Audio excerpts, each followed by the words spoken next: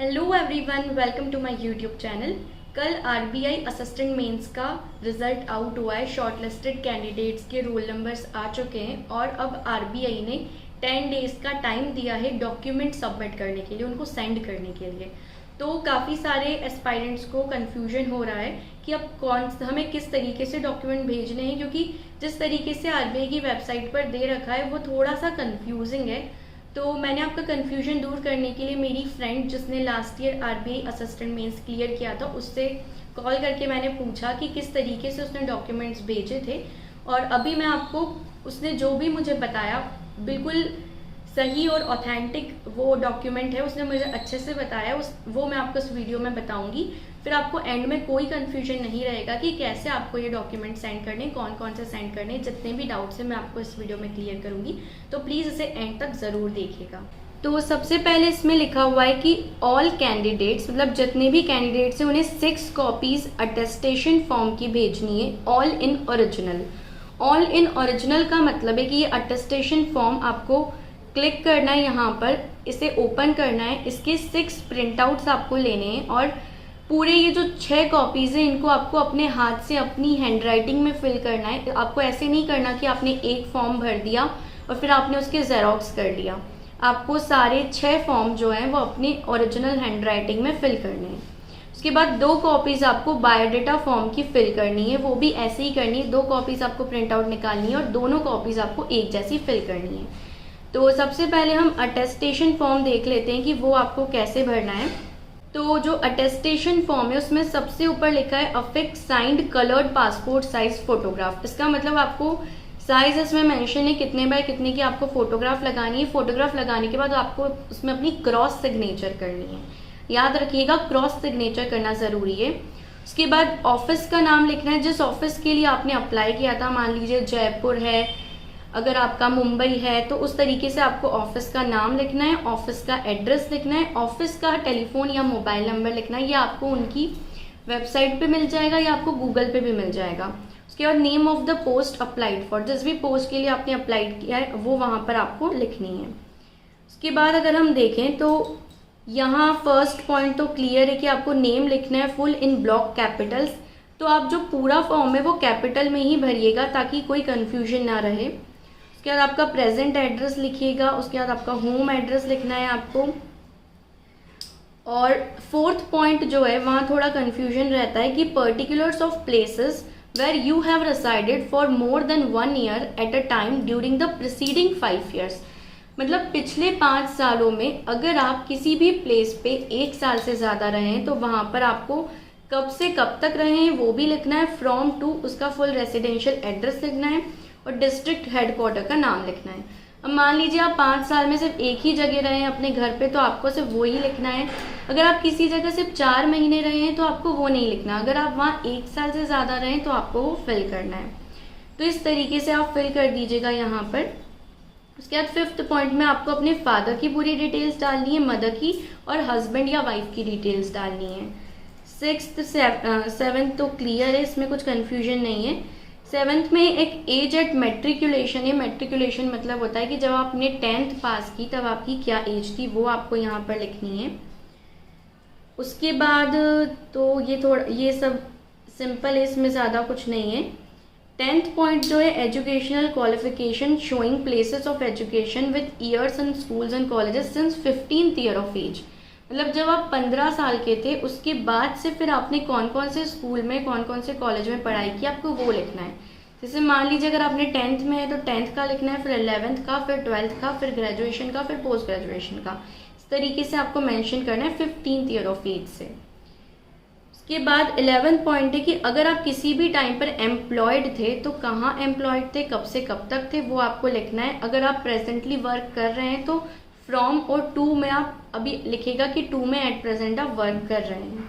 उसके बाद अगर हम चलें तो इसमें एक 12th पॉइंट है कि have you ever been arrested, prosecuted, kept under detention or bound down, fined, convicted by court.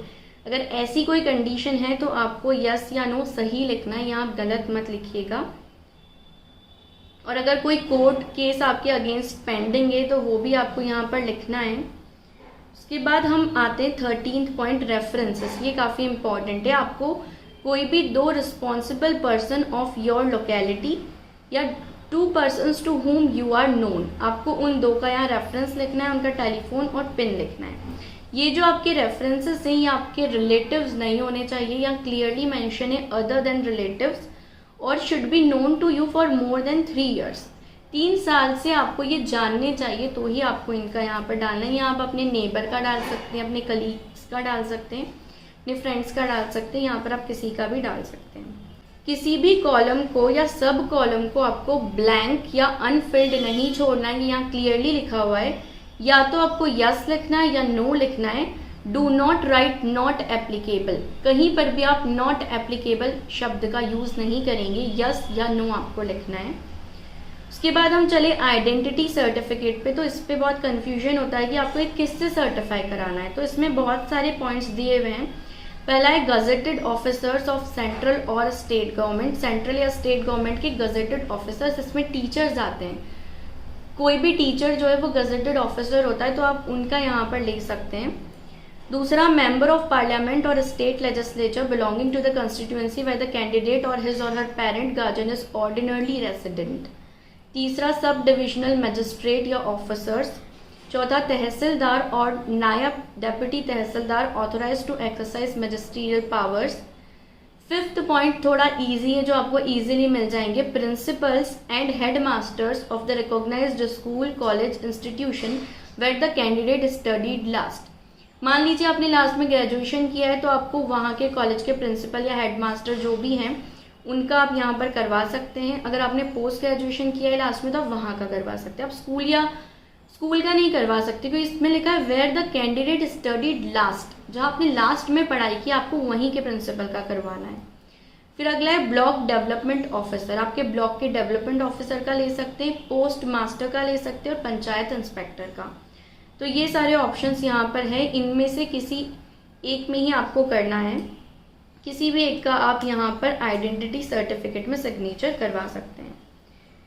तो ये हो गई अटेस्टेशन फॉर्म की बात। इसकी आपको 6 कॉपीज लगानी है। सेम आप प्रिंट आउट निकालेंगे, आपको 6 बार ये भरना है, इसको आप ध्यान रखिएगा। अब हम आते हैं बायोडाटा फॉर्म में। बायोडाटा फॉर्म में भी आपको एक signed latest coloured passport size photograph लगानी है और क्रॉस सिग्नेचर करना है।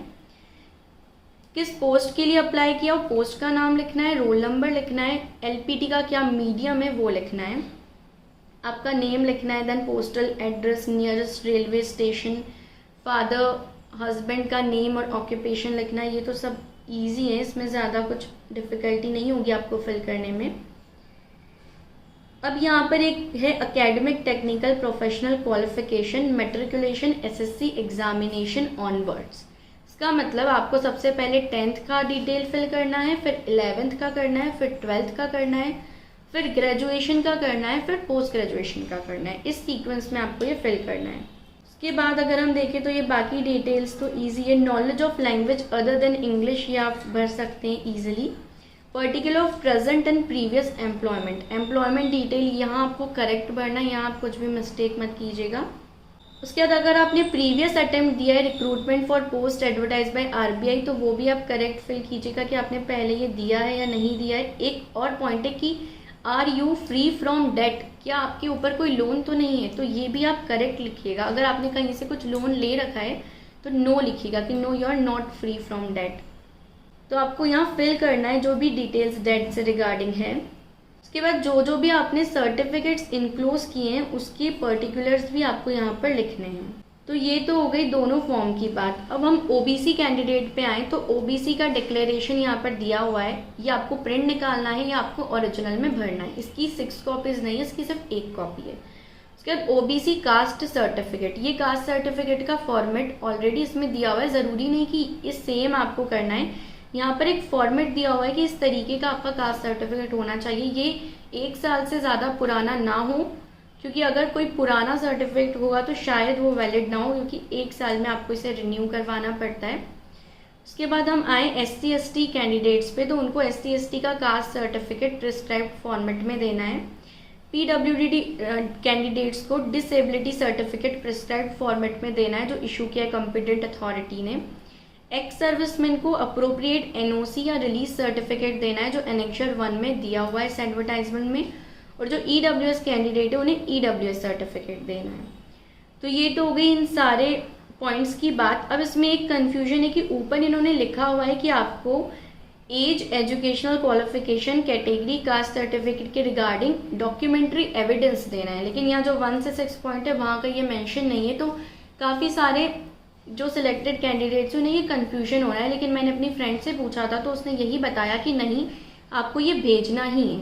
आपको अपनी 10th की मार्कशीट, 12th की मार्कशीट, और अगर आपने ग्रेजुएशन किया है तो सेमेस्टर वाइज मार्कशीट और डिग्री सर्टिफिकेट, इन सब की आपको एक एक कॉपी जो सेल्फ अटेस्टेड होनी चाहिए वो आपको भेजनी ही है। ये ज़रूरी है क्योंकि पिछली बार ऐसा हुआ था कि जितने भी कैंडिडेट्स थे जिन्होंने ये सब नहीं भेजा था उन्होंने वापस से उन्हें कॉल या मेल करके बोला था कि आपको ये सारी चीज़ें भी भेजनी है। तो ये आप पहले से ही भेज दीजिए ताकि बाद में कोई कन्फ्यूजन ना हो। अगर आपने पोस्ट ग्रेजुएशन किया है तो उसकी भी आप जितने सेमेस्टर्स हैं उसकी मार्कशीट, डिग्री की सर्टिफिकेट, ये सब आप इन डॉक्यूमेंट्स के साथ एडिशनल भेजेंगे। अब आपको जो एनवलप होगा उसमें क्लियरली लिखा है कि आपको recruitment of assistants PY 2021 envelope के ऊपर मेंशन करना है। 10 दिन में आपका ये जो पूरा चीज़ है ये वहाँ पहुँच जानी चाहिए। तो आप कोशिश करिएगा कि आप 3-4 दिन में ये सब करवा के आप इसे पोस्ट कर दें। एड्रेस यहाँ पर दिया हुआ है, जिस भी ऑफिस का एड्रेस है यहाँ पर मेंशन है, आप अपने ऑफिस का एड्रेस यहाँ से देखकर भेज सकते हैं। तो आई होप कि आपको अब कोई डाउट नहीं रहा होगा इसमें कि आपको ये जो 10th 12th की मार्कशीट है और ये सब भेजना है या नहीं भेजना, आपको ये सब कुछ भेजना ही है। तो आई होप कि अब आपको कोई डाउट नहीं होगा। फिर भी अगर कोई डाउट है तो कमेंट्स में पूछ सकते हैं, मैं अपनी फ्रेंड से पूछ के आपके सारे डाउट्स क्लियर कर दूंगी, क्योंकि अगर कोई ऑलरेडी दे चुका होता है एग्जाम और उसने भेजे होते हैं तो उसको बहुत ही क्लियरली हर चीज़ का आइडिया होता है। So thank you so much for watching this video and don't forget to like, share and subscribe our YouTube channel.